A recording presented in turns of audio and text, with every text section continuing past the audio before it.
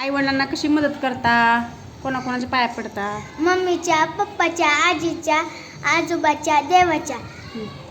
मम्मीला झाडून काढू लागते आणि रांगोळी काढते आणि मम्मी पप्पाच्या पाय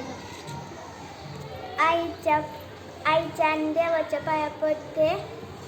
रांगोळी काढली. पप्पा कुठं जाते? पप्पाचे पण पडायचे.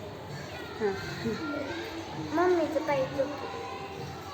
आईच्या, पप्पाच्या, काकीच्या, काकाच्या, आजोबाच्या पाया पडले.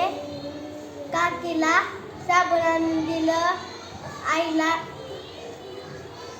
पोहे आणून दिले. आई, पप्पा, आजी देवाच्या पाया पडले.